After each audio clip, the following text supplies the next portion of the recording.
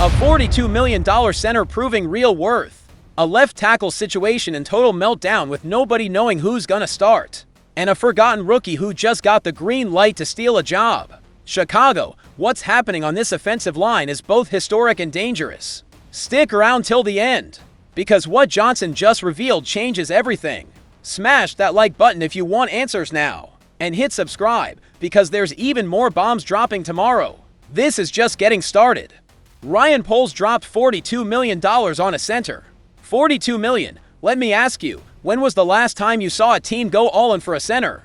I'm telling you this, since Cody Whitehair stopped being that dominant player. Chicago has been lost at center. Drew Dalman arrived in free agency with a 3-year, $42 million contract, $28 million guaranteed. And listen up, because this is big. Sports Illustrated just named him as one of the best free agency signings in 2025. Not just good, one of the best. And you know why this is huge for Chicago. Because Caleb Williams, our franchise quarterback and the #1 pick in the 2024 draft, has only been sacked 7 times all season. 7 sacks in 5 games.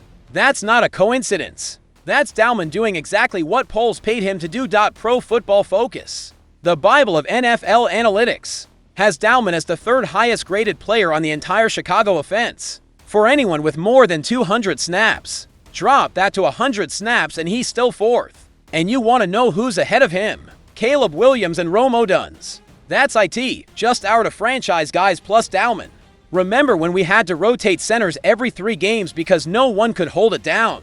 Remember the bad snaps, missed blocks, defensive tackles running free at the quarterback? I remember those days. And trust me, that's over. Dalman's 26. This guy's just hitting his prime and Chicago's got him locked in for the next 3 years, with an option to extend. Meanwhile, the Packers are rolling out washed-up vets and the Vikings are still trying to find some stability. And we already found ours. Not just found it, we dominate. Let me ask you, how many times have we really seen Poles mess up on the O-line? The answer's not many. He brought in Nate Davis, didn't work out, lesson learned. He got Tevin Jenkins, now one of the best guards in the league when healthy. And now he's got Dalman, who could be the Bears center for the next decade. Stability at center is everything for a modern offense. Center does more than snap. He runs the O-line, reads defenses, makes all the pre-snap calls. Dalman's doing all that at an elite level. I truly think this is the kind of move that separates winning organizations from losing ones. Caleb Williams needs time to read defenses, hit his receivers, build chemistry with Rome Odunze, DJ Moore, Keenan Allen, and with Dalman locking down the middle, he's got that time. Sacks are dropping, run blocking is improving, and that $42 million is already paying off. Let me tell you something else. When Dalman was signed, everybody freaked out about the money. They said Poles was nuts. That no center's worth that much. Well, they were wrong, all of them. Because what Dalman brings isn't just numbers, it's confidence, stability, and giving Caleb Williams the chance to develop without some D-tackle in his face every other play. This move by Ryan Poles could define his legacy as Bears GM. Not drafting Caleb Williams, that was obvious. Not hiring Ben Johnson, any team would have done that. This. Having the guts to shell out $42 million to a 26-year-old center, when everyone told you not to. Seeing that an offense is built from the inside out. But while Dalman is balling out at center, there's a massive problem at left tackle that could wreck the whole damn season. And what's worse, Ben Johnson's playing hide and seek with us about who's gonna guard Caleb Williams' blind side. On Tuesday, Johnson took the podium and was asked who's starting at left tackle against Washington. You know what he said? We've got a pretty good idea who's gonna be our left tackle. That's it. No names, no details. Nothing. Let me ask you, since when is your starting left tackle a secret? This isn't some complicated defensive scheme. This isn't top secret game planning. Simple question, who's starting at the most important O-line spot? Johnson's got no answer. Or worse, he's got it and doesn't want to say because he knows it'd set off all kinds of controversy. Let me paint the picture for you. Braxton Jones, the left tackle everyone thought was the future after that rookie year, has been brutal this season. Against the Raiders, he had the 2nd worst grade on the whole offense per Pro Football Focus, 41.3. His run blocking was a disaster, 28.1. That's worse than a lot of college guys. Look, I'm not here to bash Braxton Jones the person. The man came back from a broken fibula last December. That's no minor injury. But here's the truth nobody wants to say. Jones never handled power rushers well. Since his rookie year, that's been his Achilles heel. Physical edge rushers just EAT him up. Here's what's got me heated. Jones is in the last year of his contract. His final year. So I gotta ask, why are we giving him starter reps if he's not in the long-term plans? Why not try someone who'll actually be here in 20-20-6? Enter Theo Benedette, the tackle who subbed in for Jones against the Raiders. And I'll be real, Benedette wasn't any better. He had the worst grade on the team, 35.2. His pass blocking was ugly, 36.6. Run blocking? Not much better, 39.8. But the thing is, Benedette is the future. Jones is not. Johnson said something interesting about Benedette after that game. He's a really good run blocker.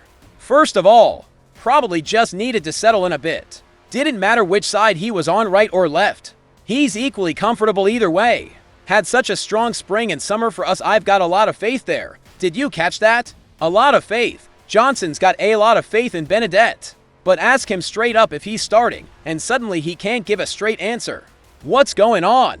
Is there pressure from upstairs to keep giving Jones reps? Politics at play.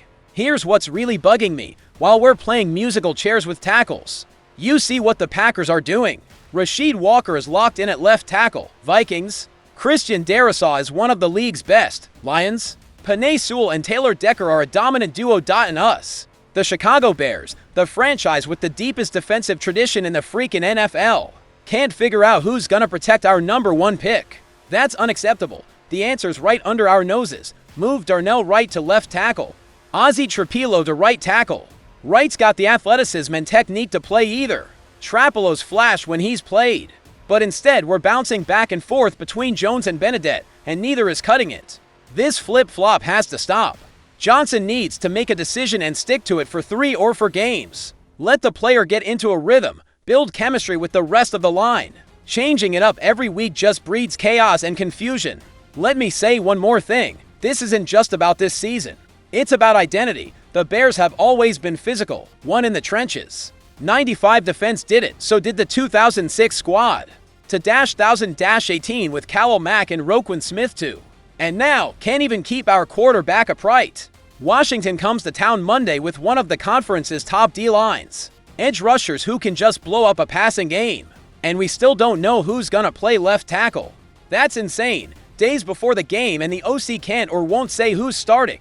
I'm telling you, if Caleb Williams ends up being sacked 5 or 6 times Monday, because we didn't fix left tackle, this season's heading off a cliff fast, and it won't be Caleb's fault. Not on the defense. It'll be on an organization that didn't have the guts to make a tough call when it mattered. Now we get to what nobody saw coming. Second-round rookie that everyone forgot to even inactive the first 3 weeks hits a rookie wall. Then suddenly gets the green light from Ben Johnson to steal a starting job. And what Johnson said about him could shake up the whole O-line pecking order. Ozzie Trapilo. That's the name. Second-round pick in 20-20-5. Tackle who rolled in fighting for left tackle with Kieran Amagaji. Made it a 3-man race after Braxton Jones was cleared to practice. But then Trapilo hit that infamous rookie wall and moved back to his natural right tackle spot. First 3 weeks, Trapilo was a healthy scratch, totally healthy. But coaches decided Benedette was a better swing tackle. Everybody thought the rookie was toast, just a bust, and polls had blown a second-round pick. Then week 4 rolls around versus the Raiders. Darnell Wright is out with an elbow injury. Trapilo finally gets suited up. Second quarter, staff benches Braxton Jones, shifts Benedette from right to left, and throws Trapilo into the fire straight up against Max Crosby. Max Crosby, one of the league's baddest edge rushers, and you know what happened. Trapilo didn't just survive, he thrived. The coaches were so impressed. Now they're considering making the change permanent. Ben Johnson basically confirmed it Tuesday when asked if Trapilo's game could earn him a starting gig. What did Johnson say? Absolutely. He's a really good player. I think he's really settled in on that right side. I'm honestly just looking forward to all those tackles getting healthy and jumping back in. Absolutely, not maybe, not gotta keep improving, just. Absolutely. I'm telling you, when a coach uses that word, it means his mind's basically made up. Just waiting for the right time. And here's the wildest part. Johnson left the door wide open for Trapilo to win a starting job. Said, "We've got some really good tackles. That's the beauty of what Ryan Poles did, bring in talented guys and let them duke it out for spots. Starter or backup, we'll settle it when it's time. Did you catch that? Poles' vision. Johnson's crediting the GM for creating legit competition up front. And that competition is either going to pull the best out of these guys or just expose them. But here's the tricky part. Darnell Wright was playing at a high level before the elbow injury. Yeah, he had some penalty issues, but overall, really solid. So let me ask, if Wright gets healthy, do you bump him to left tackle to plug that hole and put Trapilo on the right? Or keep Wright where he's comfy and stick with the Jones, Benedette shuffle at left? I think the answer's easy. Shift right left, let him use that athleticism and technique. Trapilo's comfortable on the right. Leave Benedette as the swing guy off the bench. Jones, sad to say, becomes the backup or gets cut. And here's what Johnson made crystal clear. The best to tackle start every week. This has nothing to do with contracts, draft position, or politics. It's about production. If Trapilo keeps showing out like he did against the Raiders, the job's his. Let me lay out the big picture here, because you've got to see where this franchise is headed. Ryan Poles came in 2020 to task with building a dominant line. 2020 to draft Braxton Jones and Tyre Carter. 20-20-3 Darnell Wright, first round. 2024 didn't draft O-lineman, other needs. 20-20-5 second round Ozzie Trapilo. That's the vision Johnson keeps talking about. Poles knew you need a stable of young, talented tackles competing, because there'll always be injuries, always setbacks, and you always need real depth. Now, thanks to that vision, Trapilo's forcing conversations nobody expected in October. I'm fired up about this. Trapilo's 22. The guy's just starting his career. If he's really as good as Johnson thinks, Chicago's got a right tackle for the next decade. All at a second-round contract.